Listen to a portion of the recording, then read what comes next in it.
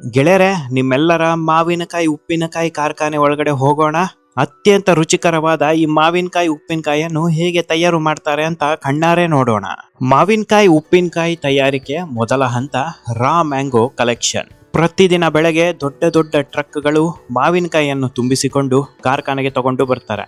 ಗೆಳೆಯರೆ, ಟ್ರಕ್ ಮತ್ತು ಲಾರಿಗಳಲ್ಲಿ 50 kg 100 kg ಮಾವಿನಕಾಯಿ ಬರೋದಿಲ್ಲ, ಬರೋಬ್ಬರಿ 1000ಕ್ಕೂ ಹೆಚ್ಚು kg ಮಾವಿನಕಾಯಿಗಳು ಬರುತ್ತೆ. ದೊಡ್ಡ ದೊಡ್ಡ ಉಪ್ಪಿನಕಾಯಿ ತಯಾರಿಕೆಯ ಕಾರ್ಖಾನೆಗಳಿಗೆ ಪ್ರತಿದಿನ 50ರಿಂದ 100 ಲಾರಿಗಳು ಬರುತ್ತೆ.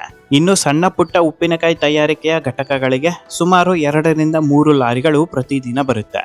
ಗೆಳೆಯರೆ, ಈಗ ಮಾವಿನಕಾಯಿ ಕಾರ್ಖಾನೆಗೆ ಬಂದಿದೆ. ನೇರವಾಗಿ ಉಪ್ಪಿನಕಾಯಿ ಮಾಡಲಾಗುತ್ತಾ?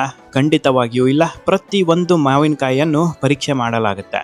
ಮಾವಿನಕಾಯಿ ಗಟ್ಟಿಯಾಗಿದನ, ಮಾವಿನಕಾಯಿ ಹಣ್ಣಾಗಿದನ, ಒಳಗಿನ ಬೀಜ ಬಲವಾಗಿದನ, ಇದರಲ್ಲಿ ಏನಾದರೂ ಹುಳಗಳು ಸೇರಿಕೊಂಡಿದನ, ಇವಿಷ್ಟನ್ನು ಟೆಸ್ಟ್ ಮಾಡದೆ ಯಾವುದೇ ಕಾರಣಕ್ಕೂ ಮುಂದಿನ ಹಂತಕ್ಕೆ ಮಾವಿನಕಾಯಿಯನ್ನು ಕಳಿಸೋದಿಲ್ಲ.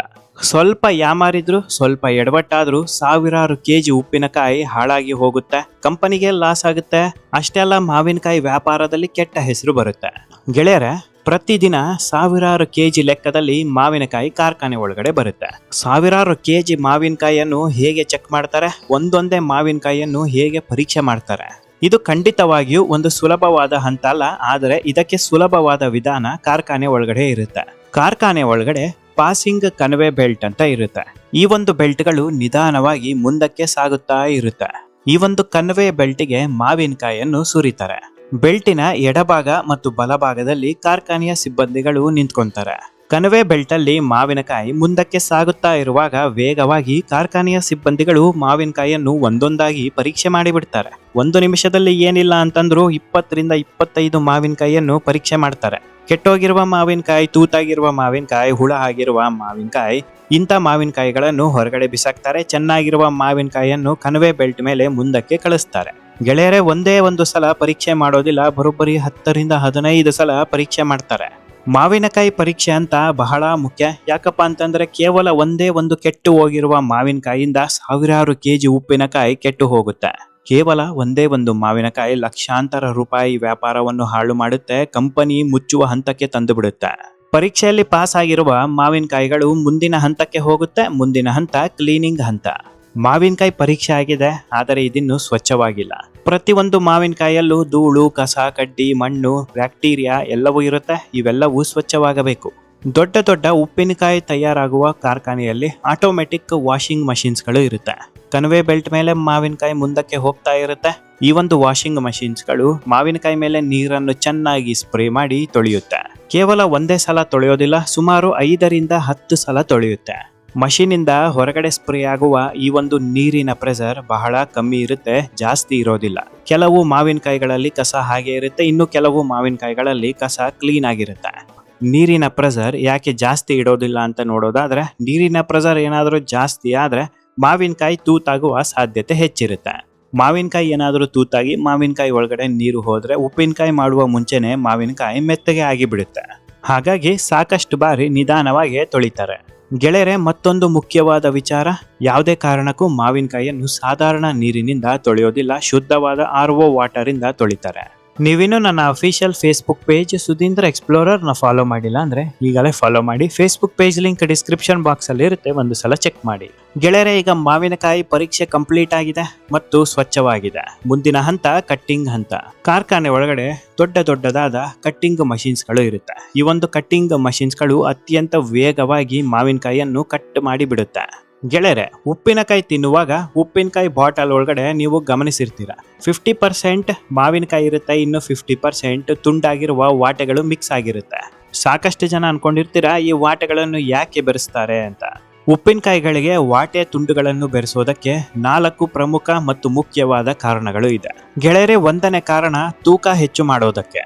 ವಾಟೆಯನ್ನು ಸೇರಿಸದೆ ಕೇವಲ ಮಾವಿನಕಾಯಿಯನ್ನು ಸೇರಿಸಿದರೆ ಕ್ವಾಂಟಿಟಿ ತುಂಬಾ ಹೆಚ್ಚಾಗಿ ಬಳಸಬೇಕು. ವಾಟೆ ಇಲ್ಲ ಅಂತಂದ್ರೆ ಸುಮಾರು 5ರಿಂದ 6 ಮಾವಿನಕಾಯಿಗಳನ್ನು 1 kg ಉಪ್ಪಿನಕಾಯಿಗೆ ಬೆರೆಸಬೇಕು. ಈ ರೀತಿ ಮಾಡಿದ್ರೆ ಉಪ್ಪಿನಕಾಯಿ ಬೆಲೆ ಹೆಚ್ಚಾಗುತ್ತೆ. ಉಪ್ಪಿನಕಾಯಿ ಬೆಲೆ ಹೆಚ್ಚಾದ್ರೆ ಖರೀದಿ ಕಮ್ಮಿ ಆಗುತ್ತೆ. ಹಾಗಾಗಿ ತೂಕವನ್ನು ಸಮ ಮಾಡೋದಕ್ಕೆ 50% ಮಾವಿನಕಾಯಿಯನ್ನು ಬೆರೆಸ್ತಾರೆ, ಇನ್ನು 50% ವಾಟೆ ತುಂಡುಗಳನ್ನು ಬೆರೆಸ್ತಾರೆ. ಎರಡನೇ ಕಾರಣ, ಉಪ್ಪಿನಕಾಯಿಗೆ ಗಟ್ಟಿ ಟೆಕ್ಸ್ಚರ್ ಈ ಒಂದು ವಾಟೆಗಳು ಕೊಡುತ್ತೆ. ಉಪ್ಪಿನಕಾಯಿ ಬಾಟಲಿ ಒಳಗಡೆ ವಾಟೆಗಳು ಮಿಕ್ಸ್ ಆಗಿಲ್ಲ ಅಂತಂದ್ರೆ ಗಟ್ಟಿ ಅಂಶನೇ ಉಪ್ಪಿನಕಾಯಿ ಒಳಗಡೆ ಇರೋದಿಲ್ಲ. ಉಪ್ಪಿನಕಾಯಿ ಬಹಳ ಸಾಫ್ಟ್ ಆಗುತ್ತೆ, ತುಂಬಾ ಮೃದುವಾಗುತ್ತೆ, ಕ್ರಂಚ್ ಫೀಲಿಂಗ್ ಬರೋದಿಲ್ಲ.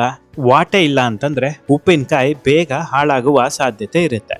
ಈ ಒಂದು ವಾಟೆಗಳು ಮಸಾಲೆಯನ್ನು ನಿಧಾನವಾಗಿ ಹೀರಿಕೊಳ್ಳುತ್ತೆ, ಹೆಚ್ಚು ದಿನ ರುಚಿ ಹಾಗೆ ಉಳಿಯುತ್ತೆ. ಆದ್ದರಿಂದ ಹಳೆ ಉಪ್ಪಿನಕಾಯಿಗಳು ಇನ್ನೂ ರುಚಿಯಾಗೇ ಇರುತ್ತದೆ. ನಾಲ್ಕನೇ ಕಾರಣ, ಪರಂಪರೆಯ ವಿಧಾನ. ಹಳೆ ಕಾಲದಲ್ಲೂ ಕೂಡ ಉಪ್ಪಿನಕಾಯಿಗೆ ವಾಟೆಯನ್ನು ಬೆರೆಸ್ತಾ ಇದ್ರು. ಹಾಗಾಗಿ ಈಗಲೂ ಕೂಡ ಹಳೆ ಕಾಲದ ರೀತಿಯಲ್ಲೇ ಉಪ್ಪಿನಕಾಯಿಯನ್ನು ಕಾರ್ಖಾನೆಯವರು ತಯಾರಿಸ್ತಾರೆ. ಗೆಳೆಯರೆ, ಮುಂದಿನ ಹಂತ ಮಿಕ್ಸಿಂಗ್ ಸ್ಟೇಜ್. ಕಾರ್ಖಾನೆಯಲ್ಲಿ ದೊಡ್ಡದಾದ ಮಿಕ್ಸಿಂಗ್ ಟ್ಯಾಂಕ್ಸ್ ಗಳು ಇರುತ್ತೆ. ಈ ಒಂದು ಮಿಕ್ಸಿಂಗ್ ಟ್ಯಾಂಕ್ಸ್ ಒಳಗಡೆ ಕಟ್ ಮ್ಯಾಂಗೋಸ್ ಅನ್ನು ಸುರಿತಾರೆ. ನಂತರ ಮಸಾಲೆಯನ್ನು ಬೆರೆಸುತ್ತಾ ಬರ್ತಾರೆ. ಮೊದಲು ಮೆಣಸಿನ ಪುಡಿಯನ್ನು ಬೆರೆಸ್ತಾರೆ ಖಾರಕ್ಕಾಗಿ, ನಂತರ ಅರಿಶಿನ ಬಣ್ಣ ಮತ್ತು ಆರೋಗ್ಯಕ್ಕಾಗಿ, ನಂತರ ಉಪ್ಪು ಸಂರಕ್ಷಣೆಗಾಗಿ, ಸಾಸಿವೆ ರುಚಿಗೆ, ಮೆಂತ್ಯ ವಿಶೇಷ ಸುವಾಸನೆಗಾಗಿ. ಮಿಕ್ಸಿಂಗ್ ಮಾಡೋದಕ್ಕೆ ಮೊದಲು ಸ್ವಲ್ಪ ಪ್ರಮಾಣದಲ್ಲಿ ಎಣ್ಣೆಯನ್ನು ಬೆರೆಸ್ತಾರೆ. ಗೆಳೆಯರೆ, ಈಗ ಚೆನ್ನಾಗಿ ಮಿಕ್ಸಿಂಗ್ ಮಾಡ್ತಾರೆ. ಉಪ್ಪಿನಕಾಯಿ ತಯಾರಾಗಿದೆ. ಗೆಳೆಯರೆ, ಈಗ ಉಪ್ಪಿನಕಾಯಿ ತಯಾರಾಗಿದೆ. ಮುಂದಿನ ಹಂತ ಆಯಿಲ್ ಅಡಿಷನ್ ಮತ್ತು ಮ್ಯಾಟ್ರಿಯೇಷನ್. ಇದಕ್ಕೆ ಕನ್ನಡದಲ್ಲಿ ಎಣ್ಣೆ ಸೇರ್ಪಡೆ ಮತ್ತು ಪಕ್ವಗೊಳಿಸುವಿಕೆ.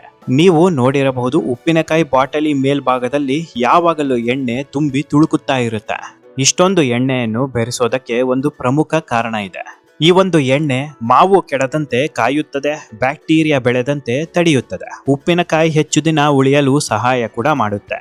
ಎಣ್ಣೆ ಒಂದು ನ್ಯಾಚುರಲ್ ರಕ್ಷಣೆ, ಅಂದರೆ ಒಂದು ನ್ಯಾಚುರಲ್ ಪ್ರಿಸರ್ವೇಟಿವ್.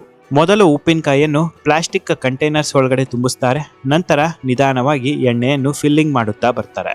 ಈಗ ಉಪ್ಪಿನಕಾಯಿ ಪ್ಯಾಕ್ ಆಗಿದೆ, ತಕ್ಷಣ ಮಾರಾಟಕ್ಕೆ ಕಳಿಸೋದಿಲ್ಲ. ಇದನ್ನು ಮ್ಯಾಚುರೇಷನ್ ಹಂತಕ್ಕೆ ಕಳಿಸ್ತಾರೆ. ಉಪ್ಪಿನಕಾಯಿಯನ್ನು ಸ್ಟೋರೇಜ್ ರೂಮಲ್ಲಿ ಸ್ವಲ್ಪ ದಿನಗಳ ತನಕ ಇಡ್ತಾರೆ. ಈ ಸಮಯದಲ್ಲಿ ಉಪ್ಪು ಮಾವಿನ ಒಳಗಡೆ ನಿಧಾನವಾಗಿ ಹೋಗುತ್ತೆ, ಮಸಾಲೆ ಚೆನ್ನಾಗಿ ಹೀರಿಕೊಳ್ಳುತ್ತೆ, ರುಚಿ ಗಟ್ಟಿಯಾಗುತ್ತದೆ, ಉಪ್ಪಿನಕಾಯಿ ನಿಜವಾದ ಸ್ವಾದ ಪಡೆಯುತ್ತೆ. ಈ ಒಂದು ಪ್ರಕ್ರಿಯೆಯನ್ನು ಮ್ಯಾಚುರೇಷನ್ ಅಂತ ಕರೀತಾರೆ. ಸುಮಾರು 3 ರಿಂದ 7 ದಿನಗಳ ತನಕ ಈ ಒಂದು ಮ್ಯಾಚುರೇಷನ್ ಪ್ರಕ್ರಿಯೆ ನಡೆಯುತ್ತೆ. ನಂತರ ಮಾರಾಟಕ್ಕೆ ತೆಗೆದುಕೊಂಡು ಹೋಗ್ತಾರೆ. ಭಾರತ ದೇಶದ ಉಪ್ಪಿನಕಾಯಿ ಮಾರುಕಟ್ಟೆ ಬಹಳ ದೊಡ್ಡದಾಗಿದೆ, ಬಹಳ ವಿಸ್ತಾರವಾಗಿದೆ. ಯಾರು ಕೂಡ ಇಮ್ಯಾಜಿನ್ ಮಾಡಿಕೊಳ್ಳೋದಕ್ಕೂ ಸಾಧ್ಯವಿಲ್ಲದಷ್ಟು ದೊಡ್ಡದಾಗಿದೆ. ಪ್ರತಿದಿನ 10 ಲಕ್ಷ ಕಿಲೋ ಮಾವಿನಕಾಯಿ ಉಪ್ಪಿನಕಾಯಿ ಭಾರತ ದೇಶದಲ್ಲಿ ಮಾರಾಟ ಆಗುತ್ತೆ. ಅಂದರೆ ಪ್ರತಿದಿನ 100 ಟನ್ ಉಪ್ಪಿನಕಾಯಿ ಭಾರತ ದೇಶದ ಜನರು ತಿನ್ನುತ್ತಾರೆ. ಭಾರತ ದೇಶದಲ್ಲಿ ಪ್ರತಿದಿನ ಊಟದ ಜೊತೆ ಉಪ್ಪಿನಕಾಯಿ ತಿನ್ನುವ ಅಭ್ಯಾಸ ಇದೆ. ಮನೆಗಳಲ್ಲಿ ಮಾತ್ರ ಅಲ್ಲ, ಹೋಟೆಲ್ ಹಾಸ್ಟೆಲ್ಗಳಲ್ಲೂ ಉಪ್ಪಿನಕಾಯಿ ಬೇಕೇ ಬೇಕು. ದೀರ್ಘಕಾಲ ಕೆಡದ ಆಹಾರ. ಭಾರತದಲ್ಲಿ ಪ್ರತಿ ಒಂದು ರಾಜ್ಯದಲ್ಲೂ ಉಪ್ಪಿನಕಾಯಿ ಬಳಸ್ತಾರೆ. ಗೆಳೆಯರೆ, ಈಗ ನೀವು ಒಂದು ಪ್ರಶ್ನೆ ಕೇಳಬಹುದು. ಪ್ರತಿದಿನ ಇಷ್ಟೊಂದು ಉಪ್ಪಿನಕಾಯಿ ಮಾರಾಟ ಆಗ್ತಾ ಇದೆ, ಇಷ್ಟೊಂದು ಉಪ್ಪಿನಕಾಯಿ ಜನರು ತಿಂತಾ ಇದ್ದಾರೆ ಅಂದಮೇಲೆ ಭಾರತ ದೇಶದಲ್ಲಿ ಇಷ್ಟೊಂದು ದೊಡ್ಡ ಪ್ರಮಾಣದಲ್ಲಿ ಮಾವಿನಕಾಯಿ ಸಿಗ್ತಾ ಇದೆನಾ ಹೇಗೆ ಅಂತ? ಹೌದು, ಖಂಡಿತವಾಗಿಯೂ ಮಾವಿನಕಾಯಿ ಭಾರತ ದೇಶದಲ್ಲೇ ಸಿಗುತ್ತೆ. ಭಾರತ ದೇಶ ಪ್ರಪಂಚದಲ್ಲಿಯೇ ಅತಿ ದೊಡ್ಡ ಮಾವು ಉತ್ಪಾದಿಸುವ ದೇಶ. ಪ್ರತಿ ವರ್ಷ ಭಾರತ ದೇಶದಲ್ಲಿ ಸುಮಾರು 2 ಕೋಟಿ ಟನ್ಗಿಂತಲೂ ಹೆಚ್ಚು ಮಾವು ಬೆಳೆಯಲಾಗುತ್ತೆ. ಗೆಳೆಯರೆ, 1 ಟನ್ ಅಲ್ಲ, 2 ಟನ್ ಅಲ್ಲ, ಬರೋಬ್ಬರಿ 2 ಕೋಟಿ ಟನ್. ಇದು ವಿಶ್ವದ ಒಟ್ಟು ಮಾವು ಉತ್ಪಾದನೆಯಲ್ಲಿ 40% ಹೆಚ್ಚು. ಭಾರತದಲ್ಲಿ ಈ ರಾಜ್ಯಗಳು ಅತಿ ಹೆಚ್ಚು ಮಾವನ್ನು ಉತ್ಪಾದಿಸುತ್ತೆ. ಉತ್ತರ ಪ್ರದೇಶ, ಆಂಧ್ರ ಪ್ರದೇಶ, ತೆಲಂಗಾಣ, ಕರ್ನಾಟಕ, ಮಹಾರಾಷ್ಟ್ರ, ತಮಿಳುನಾಡು, ಗುಜರಾತ್, ಬಿಹಾರ್ ಈ ಒಂದು ರಾಜ್ಯಗಳಿಂದ ದೊಡ್ಡ ಪ್ರಮಾಣದ ಮಾವಿನಕಾಯಿಗಳು ಫ್ಯಾಕ್ಟರಿಗೆ ಬರುತ್ತೆ. ಕ್ರಿಸ್ತಪೂರ್ವ 2400ನೇ ಇಸ್ವಿಯಲ್ಲಿ ಇರಾನ್ ದೇಶದಲ್ಲಿ ಆಕಸ್ಮಿಕವಾಗಿ ಉಪ್ಪಿನಕಾಯಿ ತಯಾರಾಗುತ್ತೆ.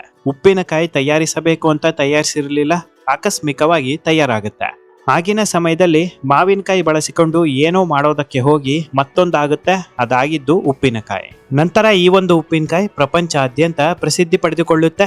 ಇರಾನಿಂದ ಭಾರತ ದೇಶದ ಆಂಧ್ರ ಪ್ರದೇಶದಲ್ಲಿ ಆಳ್ವಿಕೆ ಮಾಡುತ್ತಿದ್ದ ರಾಜರ ಬಳಿ ಈ ಒಂದು ಉಪ್ಪಿನಕಾಯಿ ಬರುತ್ತೆ. ರಾಜರಿಗಾಗಿರಬಹುದು, ಪ್ರಜೆಗಳಿಗಾಗಿರಬಹುದು, ಭಾರತ ದೇಶದಲ್ಲಿ ಈ ಒಂದು ಉಪ್ಪಿನಕಾಯಿ ರುಚಿ ಸ್ವಲ್ಪನೂ ಇಷ್ಟ ಆಗೋದಿಲ್ಲ. ಹಾಗಾಗಿ ಉಪ್ಪಿನಕಾಯಿ ರುಚಿಯಲ್ಲಿ ಸ್ವಲ್ಪ ಬದಲಾವಣೆ ಮಾಡ್ತಾರೆ. ಉಪ್ಪಿನಕಾಯಿಗೆ ಭಾರತ ದೇಶದ ಮಸಾಲೆಗಳನ್ನು ಬೆರೆಸಿ ಭಾರತ ದೇಶದ ಪ್ರಜೆಗಳಿಗೆ ಅನುಗುಣವಾಗುವಂತಹ ರುಚಿಯನ್ನು ತಯಾರಿಸ್ತಾರೆ. ಕೆಲವೇ ತಿಂಗಳಲ್ಲಿ ಈ ಒಂದು ಉಪ್ಪಿನಕಾಯಿಗಳು ಭಾರತ ದೇಶಾದ್ಯಂತ ಧೂಳಿಪಟ ಎಬ್ಬಿಸಿಬಿಡುತ್ತೆ.